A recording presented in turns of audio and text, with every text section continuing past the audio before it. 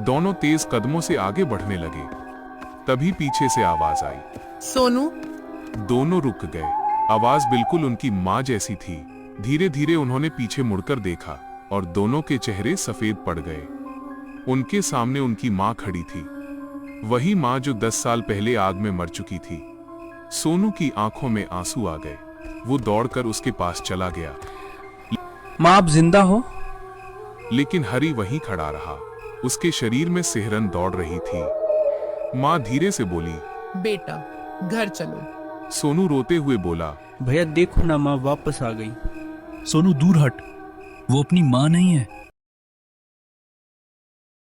यह कहानी है देवगढ़ गांव की।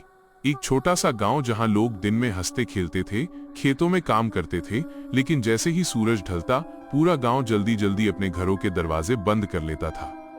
देवगढ़ के बाहर एक पुराना रास्ता था जो भैरवपुर की ओर जाता था। उस रास्ते को लोग काली पगडंडी कहते थे। गांव के बुजुर्ग कहते थे कि रात के समय उस रास्ते पर कुछ ऐसा घूमता है जो इंसान नहीं है।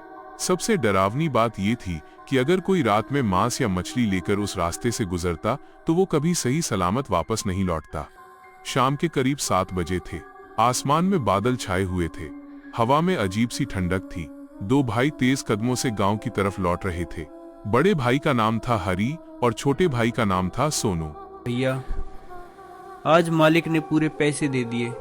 हाँ तो आज कुछ अच्छा खाते हैं। कितने दिन हो गए मांस खाए। सही बात है, चल आज भैरवपुर चलते हैं। सच? हाँ रे पगले। दोनों जल्दी जल्दी घर पहुंचे, हाथ मुंह धोया और फिर रात होने से पहले भैरवपुर जाने के लिए निकल पड़े। रास्ते में उन्हें गांव के बूढ़े रमई काका मिल गए।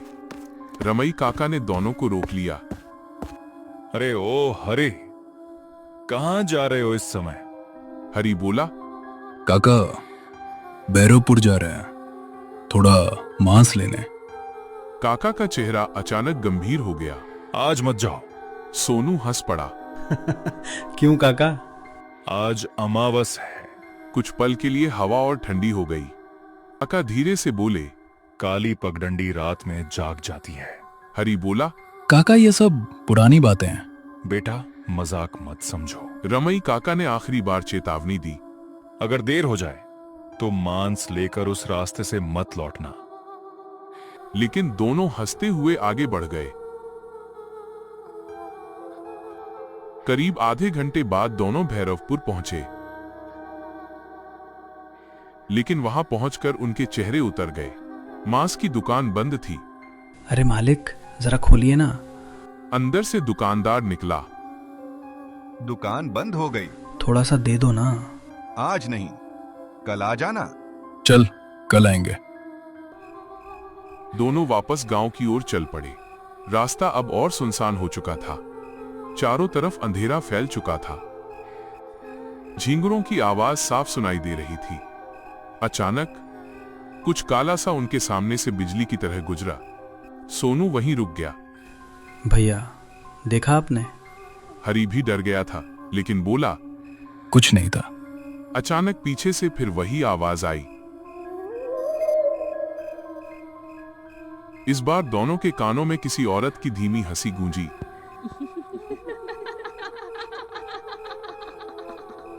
सोनू कांप गया। दोनों पूरी ताकत से भागने लगे। उन्हें साफ महसूस हो रहा था कि कोई उनके पीछे दौड़ रहा है।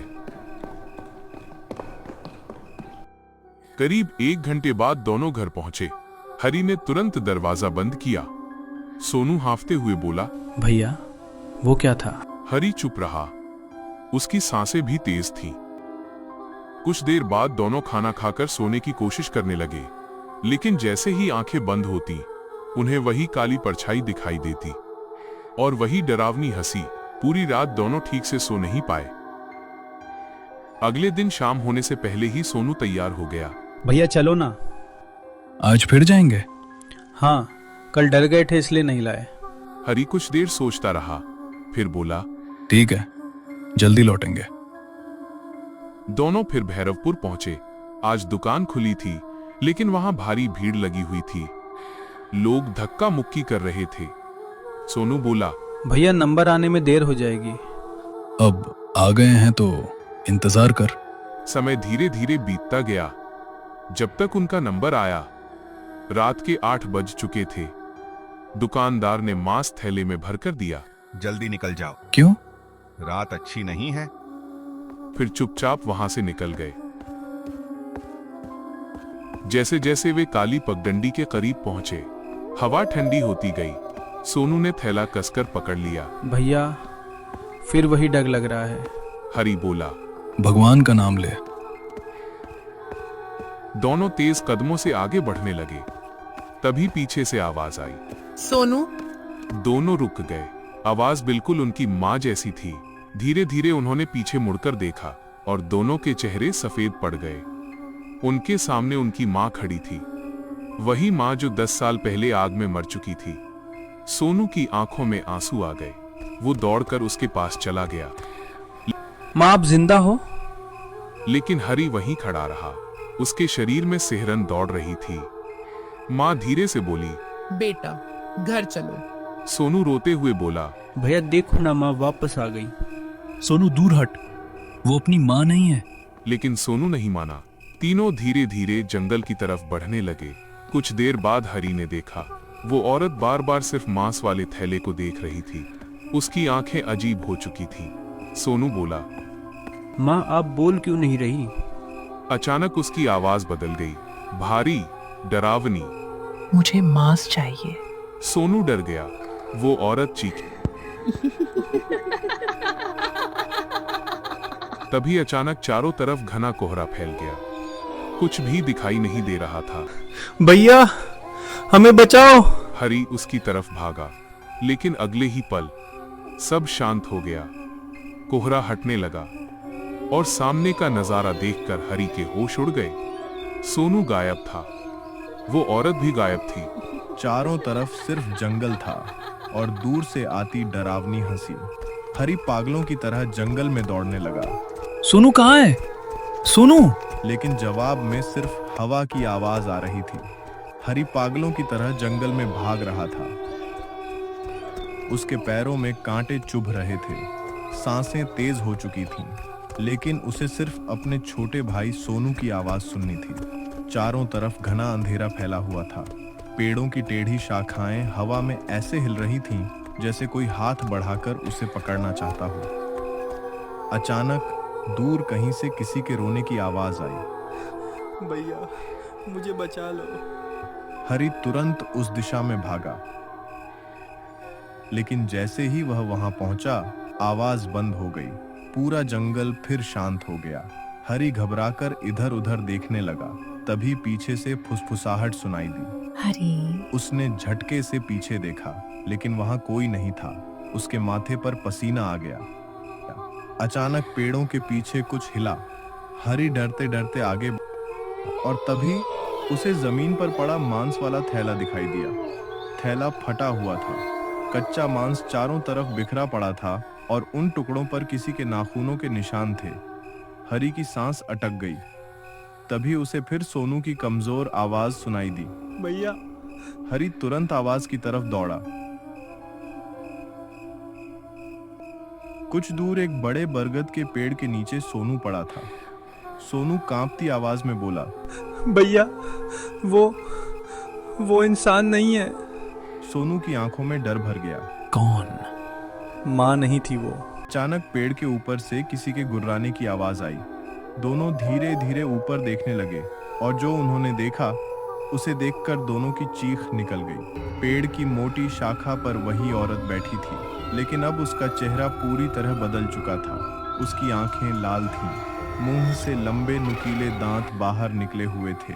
वो कच्चे मांस का टुकड़ा नोच नोच कर खा रही थी। वो पिशाच जैसी औरत धीरे धीरे मुस्कुराई। भाग क्यों रहे हो बच्चों? उसकी आवाज इंसान जैसी नहीं थी। हरी ने कांपते हुए पूछा, तू कौन है? इस जंगल की भूख।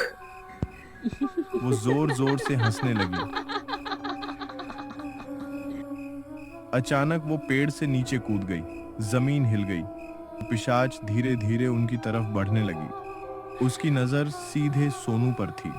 पीछे रह। पिशाच हंसा। तू बचाएगा इसे?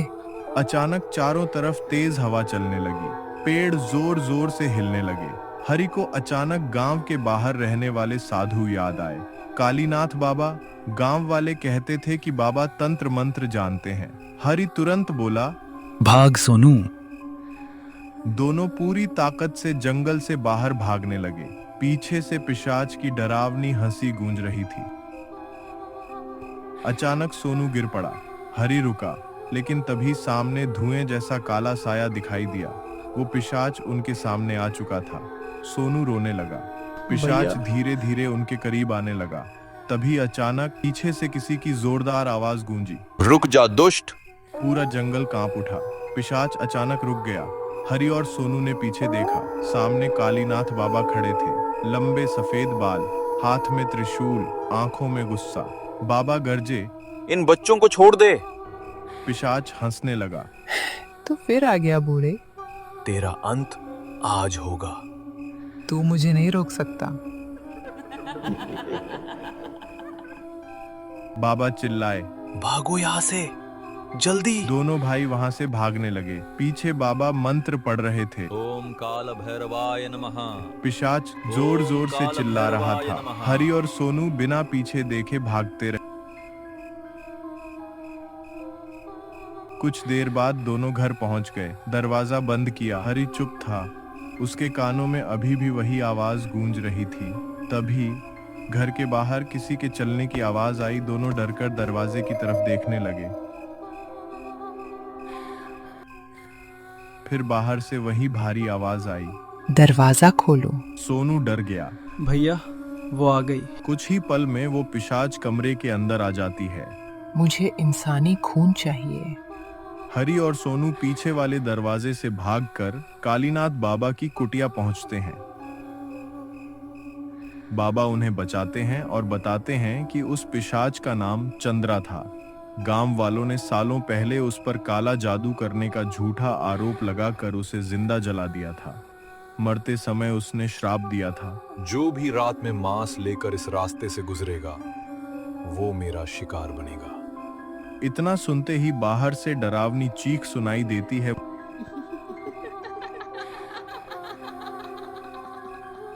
वो पिशाच फिर सामने खड़ा था। आज कोई नहीं बचेगा। कालीनाथ बाबा त्रिशूल उठाकर मंत्र पढ़ने लगते हैं। ओम काल भैरवाय नमः। बाबा हरि और सोनू को लेकर जंगल के उस हिस्से में पहुंचते हैं जहां चंद्रा को जलाया गया था। चारों तरफ सूखे पेड़ और अजीब सन्नाटा था। अचानक काला धुआं उठता है और उसमें से पिशाच प्रकट हो जाता है। तुम लोग फिर आ गए। बाबा बोले, आज तेरा अंत होगा। पिशाच जोर से हंसने लगता है। ये जंगल मेरी ताकत है। बाबा जमीन पर राख का घेरा बनाकर मंत्र पढ़ना शुरू करते हैं। ओम काल भैरवाय नमः। ओम काल भैरवाय नमः। पिशाच दर्द से चीखने लगता है। नहीं, मुझे मत खत्म करो।